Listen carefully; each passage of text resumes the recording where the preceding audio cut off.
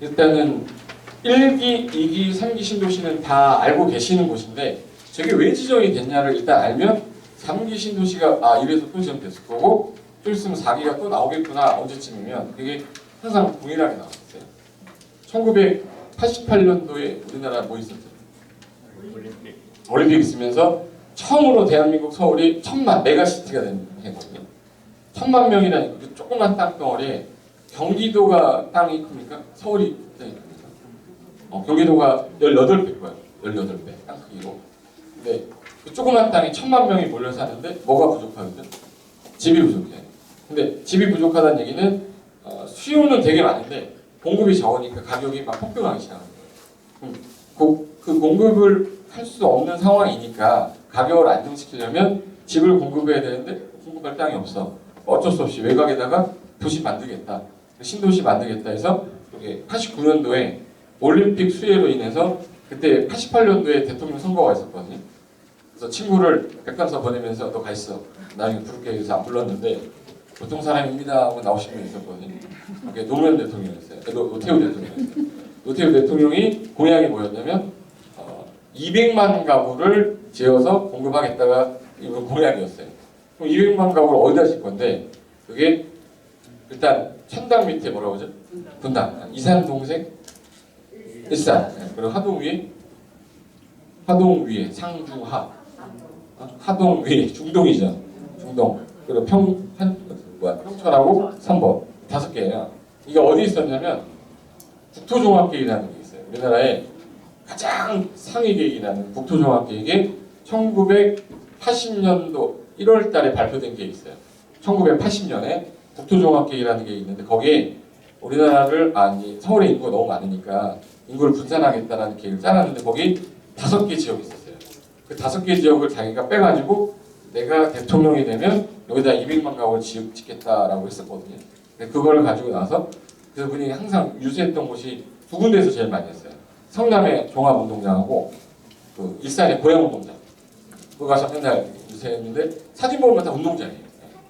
거기다 이제 집 짓겠다 하니까 그래서 이제 대통령 되자마자 89년도에 바로 이제 땅 파기 작업해서 91년, 92년에 입주해가지고 여기 된 거예요. 그게 지금 현재 시간이 좀 지나고 나서 10년 정도가 지나서 90년에서 2000년 넘어갈 때 97년도 됐을 때 뭐가 한 번 왔어요. IMF가 왔어요. 그래서 IMF 왔을 때 경기가 너무 죽으니까 경기 부양책으로 정부가 돈은 없는데 경기는 살려야 돼 했는데 정부가 돈을 못 쓰니까 정부가 일자리 창출할 때 제일 많이 하던 게 철도 건설, 공항 건설, 도로 건설인데 이 돈이 없어요. 돈이 없으니까 그러면 규제를 완화하겠다. 그래서 97년도에서 98년 넘어갈 때 그때 대통령이 그때 딱 이제 김대중 대통령이 됐는데 그분은 완화하다 가신 분이에요. 뭐 햇볕 정책이라고 그래서 뭐만 하면 완화해야겠다. 완화해주겠다. 당신들이 개발하십시오. 그래서 일자리 창출을 완화하면서 옛날에 준농림 지역이라는 땅이 있었는데 지금은 준농림이라는 게 없어지고 계획관리, 생산관리라는 땅으로 바뀌었거든요. 그때는 준농림 지역이 용인시에 되게 많았어요. 용인시에 많았는데 준농림 지역이 4층 이하라서 아파트를 못 짓는 땅인데 거기다가 아파트를 짓게 해줘버렸습니다. 그래서 그때 당시에 아파트가 우후죽순처럼 막 드러났는데 그때 난개발이라는 게 용인시에 엄청 많았어요. 그러니까 성냥갑 아파트, 일률적인 아파트 막 들어갔다고 했던 게 난개발했던 게 용인시였었거든요. 용인시 한 번 들어가면 못 나왔었어요. 그래서 그때 막 아파트 막 지라고 하면서 부동산 막 짓는데 그래도 살다 보니까 용인보다는 어디? 그래도 이제 내가 살고 싶은 곳은 어디? 서울. 분당 사니까 분당밖에 안 가.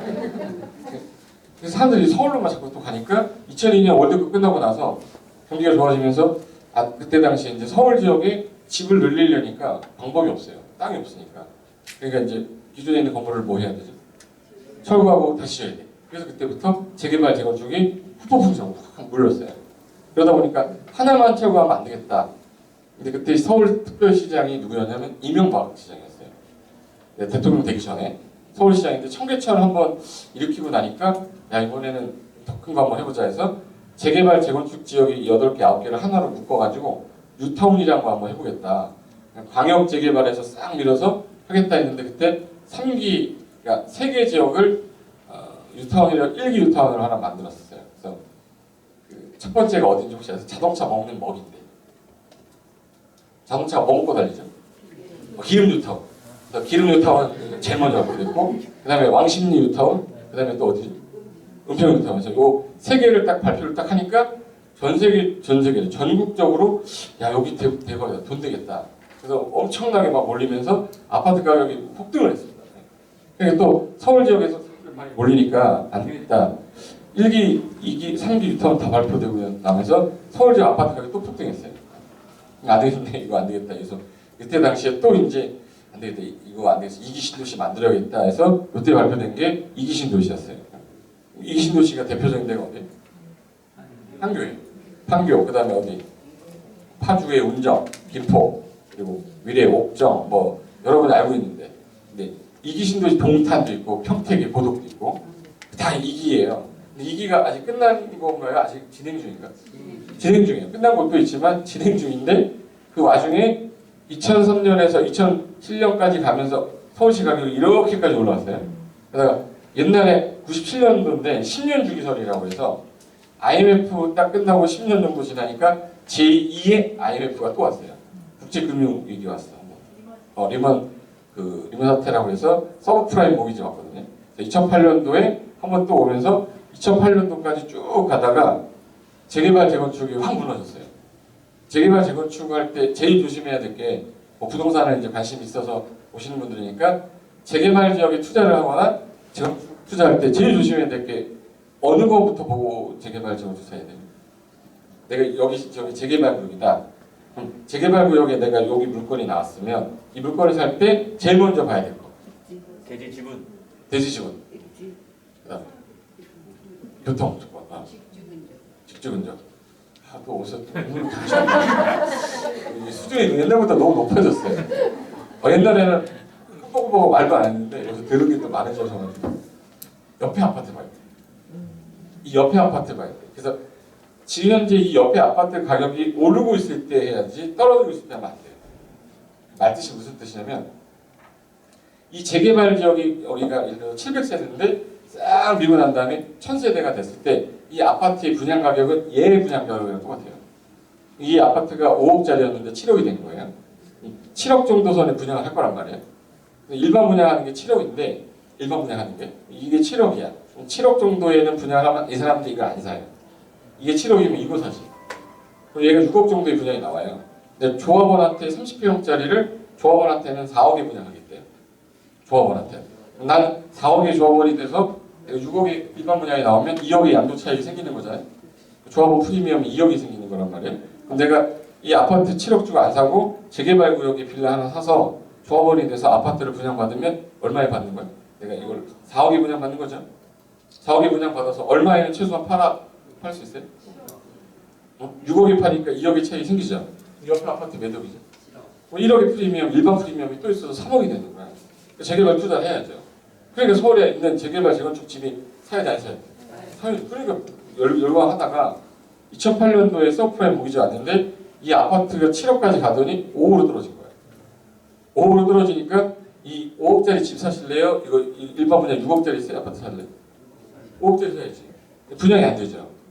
그럼 내가 만약에 이 재개발 구역에 투자를 했을 때 4억 주고 이걸 샀는데 이걸 일반 분양에서 6억이 아니라 옆에는 이거 몇 억이에요? 5억이잖아요. 그럼 이게 5억이 아니라 6억이 아니라 5억으로 떨어질 거 아닙니까? 그럼 이거 재개발 해야 돼, 안 해야 돼? 재개발 사업을 진행하면 미분양되는 거 다 떠안아야 되죠. 그럼 조합원비가 계속 늘어난단 말이에요. 사업 진행이 안 돼. 그래서 2008년부터 2011년도까지 서울시 전역이 올스탑 됐어요. 뉴타운이란 말 싹 들었잖아요. 지금 뉴타운이란 말 쓰지도 않고 서울 지역이 2011년도까지 올스탑 됐는데 서울에서 올스탑 되면 경기도는 같이 스탑 되죠. 그러니까 2011년도, 12년도까지 이제 사업을 안 해. 진행이 안 되는데 거래가 되겠습니까? 안 되죠. 거래가 안 되니까 사는 사람이 없어. 사는 사람이 없으니까 가격은 떨어져요. 그러니까 집값 떨어지고 나니까 사람들이 그때 당시에 빚내서 집 산 사람들이 많았단 말이에요. 옛날에 내가 집을 빚을 내서 4억짜리 아파트를 샀는데 2억으로 떨어졌어요.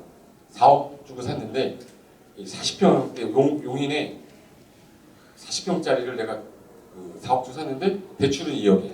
아버지가 1억 주셨고 내가 1억 몸으로 샀어요. 4억짜리가 몇 억이 되는 거예요? 2억이 됐어요.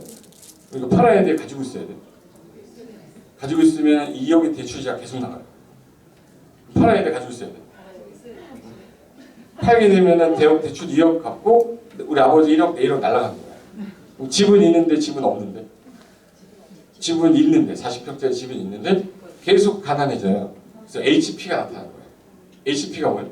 하우스 푸어라고 해서 그래서 그게 2012년, 2013년도에 하우스 푸어 책이 엄청 팔렸어요. 그래서 200만 가구가 하우스 푸어라는데 그래서 안 되겠다. 이명박 정부에서 그 박근혜 정부 넘어갈 때 이 200만을 어떻게 살릴 거냐. 주택 가격이 너무 떨어지니까 가격을 올리려면 거래가 돼야 되잖아요. 집 사면 취득세 완화주겠다. 사고 나면 5년 동안 양도세 면제주겠다. 그러면서 이게 조금씩 거래가 되니까 2013년도에 이거 바닥까지 온 것 같은데 사람들이 눈치를 막 보기 시작해요.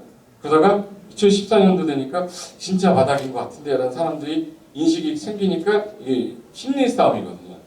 2014년도에 진짜 바닥이다. 그러니까 사람들이 슬슬 거래를 시작하는 거야. 얼마 전까지 3억이던 게 3억 2천에 거래가 된 거야. 그럼 집 사야 될 거 아니야? 이거 올라갈 것 같은데? 어떤 사람이 3억 3천에 샀어요. 어떤 사람이 3억 4천에 산 거야. 그럼 전세 살던 사람이 어떻게 해야 돼? 그렇죠. 이제 무슨 수요로 바뀌는 거예요? 매매 수요로 바뀌어요.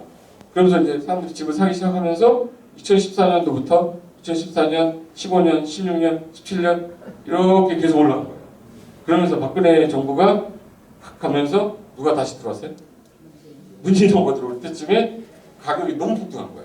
서울시에 만약에 2015년부터 서울시에 아파트 사는데 집값 떨어진 사람 있으면 나와요. 내가 장담합니다. 한 명도 없을걸요? 서울시 집값이 웬만한 3억 다 올랐어요. 나와보세요. 서울시에 집 사는데 떨어진 사람 있으면 여기 한 명도 없을걸요? 있으면 나오라고. 내가 확인시켜줄게요. 그 집이 없습니다. 근데 그때 당시 2, 3억이 올랐는데 계속 오르고 있었어. 그래서 대책은 문재인 정부 들어오면서 노무현 때 정부에 썼던 주택 정책을 한 방에 15개, 16개 한 방에 썼는데도 안 먹히니까 부유시장 대책이니 뭐니 뭐 계속 나왔는데도 못 잡다가 결국에 집값은 코로나가 잡아버린 거야. 코로나 잡고 지금 거래가 지금 중단된 요 상태에 현재 있는 거거든요. 지금 현재 그 상태인 거예요. 근데 지금 또 부동산 규제하겠다고 계속 규제를 만들었는데 코로나가 잡은 건지 이 세금 규제 때문에 좀 잡힌 건지 모르겠는데 거래를 안 하고 있을 뿐이고 이제 보유세를 많이 높이니까 내후년 아니 3년 정도 있을 때 이제 강남에 집 두 채, 세 채 있는 사람들은 이제 보유세 폭탄 맞죠. 제가 계산해봤거든요. 대치동에 있는 아파트 한 채랑 잠실 아파트 한 채 갖고 있는 사람 3년 뒤에 그 보유세 계산을 대충 해봤거든요. 그냥 100군데 찍었어요. 3년 2023년에 1억 2천 나요. 1억 2천이 내더라도 옛날처럼 집값이 뭐 20억짜리가 30억 올라가면 뭐 그 정도 내도 되죠. 현금을 내야 돼요.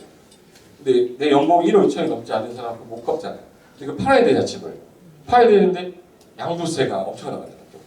이 사람 입장에서는 이러지도 못하고 저러지도 못하니까 계속 이제 질의만 하고 그러고 있는 이 상태인 거예요. 근데 아직까지 올해까지는 한 2,500, 3,000인데 내년에 8,000, 내후년에 1억 2천 나온단 말이야. 그 계산을 안 해보신 분들은 준비하셔야 된다. 이미 부자들은 그 준비 다 해서 애들한테 증여 다 해놨고 준비 다 해놨는데 1세대 1주택자가 돈 한번 벌어보겠다고 갭투자하셨던 분들 그분들이 이제 여기 있나? 그분들은 이제 조심하셔야 돼요. 세제 적체 이렇게 되는데 이 원인들 보니까 자 2017년도 18년도에 아파트 가격 엄청 올라가니까 또 공급하겠다는 거예요. 서울시에는 집 공급을 못 하잖아요. 그러니까 3기 신도시 또 공급하겠대요. 근데 2기 신도시가 1기 신도시 외곽이었잖아요. 또 외곽으로 가면 안 나가니까 안 되겠다. 그럼 서울에 가깝게 하겠대요. 서울 안쪽으로 들어오게끔 하겠대. 2기 신도시보다 안으로 들어왔어요. 그러다 보니까 이게 서울이다 그러면 요 오른쪽에 여기 뭐죠? 하남 여기 남양주 여기 뭐야? 창릉 고향 창릉 여기 어디? 계양. 계양 인천 계양 네 군데인데 과천은 신도시라고 못해요. 7,000세대면 재건축보다도 작은 단지예요. 그래서 과천은 신도시가 아니고 그냥 재건축 단지 정도 보시면 돼요. 그리고 과천은 신도시가 아니죠. 과천은 서울이잖아. 서울특별시 과천구라고 해요. 강남구 옆에 과천구라고 하는데 과천시라고 안 해요. 과천구에 강남구라고 보시면 되고 얘는 신도시급은 아니죠. 워낙 좋은 곳이네. 그래서 이 신도시 배경 결론은 뭐냐면 어느 지역? 서울 지역 부동산 가격 상승의 원인인 거예요. 서울 집값이 올라가니까 다 나왔는데 얼마나 올라?